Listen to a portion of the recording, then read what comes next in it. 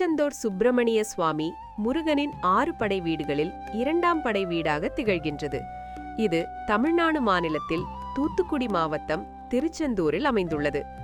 இக்கோயில் பழந்தமிழ் இலக்கியங்களிலே சேயோன் என குறிப்பிடப்படுகின்றது. இது தேவார வைப்பு தலமாக கருதப்படுகிறது.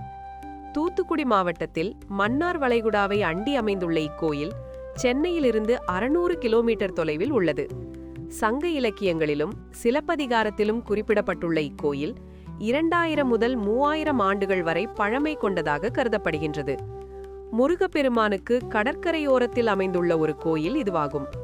இக்கோயில் அமைந்துள்ள இடம் திருசீரலைவாய் என முன்னர் அழைக்கப்பட்டது. தேவர்கள் தங்களை தொந்தரவு செய்த சூரபத்மனை அழிக்கும்படி சிவபெருமானிடம் முறையிட்டனர். அவர்களது வேண்டுதலை ஏற்ற சிவன் தன் நெற்றிக் கண்ணிலிருந்து 6 பொறிகளை உண்டாக்கினார். அதிலிருந்து முருகப்பெருமான் தோன்றினார். பின் சிவபெருமானின் கட்டளையை ஏற்று சூரபத்மனை அழிக்க இங்கு வந்தார். இவ்வேளையில் முருகப்பெருமானின் தரிசனம் வேண்டி தேவர்களின் குருவான வியாழ பகவான் இத்தலத்தில் தவமிருந்தார். அவருக்கு காட்சி தந்த முருகப்பெருமான் இவ்விடத்தில் தங்கினார். அவர் மூலமாக அசுரர்களின் வரலாற்றையும் தெரிந்து கொண்டார். அப்போது தனது படைத்தளபதியான வீரபாகுவை சூரபத்மனிடம் தூதனுப்பினார். அவன் கேட்கவில்லை. பின்பு முருகன் தன் படைகளுடன் சென்று அவனை வதம் செய்தார். வியாழ பகவான் முருகனிடம் தனக்கு காட்சி தந்த இவ்விடத்தில் எழுந்தருளும்படி வேண்டிக் கொண்டார். அதன்படியே முருகனும் இங்கே தங்கினார். பின்பு வியாழ பகவான் விஸ்வகர்மாவை அழைத்து இங்கு கோயில் எழுப்பினார். முருகன் சூரனை வெற்றி பெற்று ஆட்கொண்டதால் இவர் ஜெயந்திநாதர் என அழைக்கப்பெற்றார். பிற்காலத்தில் இப்பெயரே செந்தில்நாதர் என மருவியது.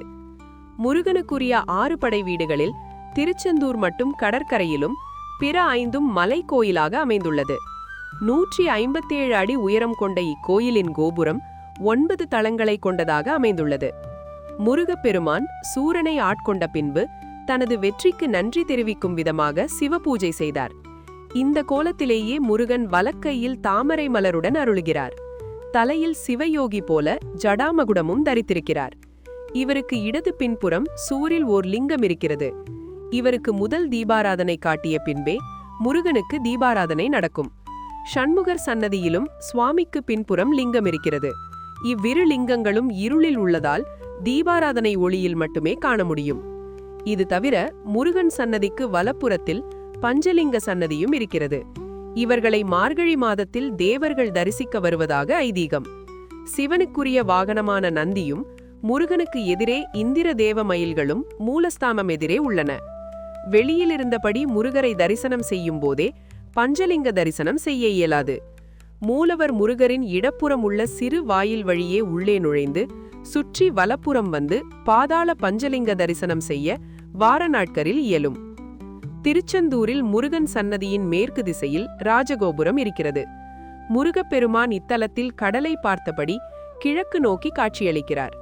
பிரதான கோபுரம் சுவாமிக்கு எதிரே, அதாவது கிழக்கு திசையில்தான் அமைத்திருக்க வேண்டும். ஆனால் அப்பகுதியில் கடல் இருப்பதால் மேற்கில் கோபுரம் கட்டப்பட்டுள்ளது. முருகன் மூலஸ்தானத்தின் பீடத்தை விட இக்கோபுர வாசல் உயரமாக இருப்பதால் எப்போதும் அழைக்கப்பட்டே இருக்கிறது. கந்தசஷ்டி விழாவில் முருகன் திருக்கல்யாணத்தின் போது நள்ளிரவில் ஒரு நாள் மட்டும் இந்த வாசல் திறக்கப்படும். பங்குனி உத்திரம், திருக்கார்த்திகை, வைகாசி விசாகம், கந்தசஷ்டி தலங்களில் கந்தசஷ்டி விழா 6 நாட்களே நடக்கும். சில தலங்களில் சஷ்டிக்கு மறுநாள் முருகன் திருக்கல்யாணத்துடன் சேர்த்து 7 நாட்கள் நடத்துவர். ஆனால் திருச்செந்தூரில் கந்தசஷ்டி முதல் 6 நாட்கள் சஷ்டி விரதம், சூரசம்ஹாரம், 7ஆம் நாளில் முருகன் பேவானை திருக்கல்யாணம், அடுத்த 5 நாட்கள் சுவாமி திருக்கல்யாண கோலத்தில் ஊஞ்சல் சேவை என இவ்விழா 12 நாட்கள் கொண்டாடப்படுகிறது.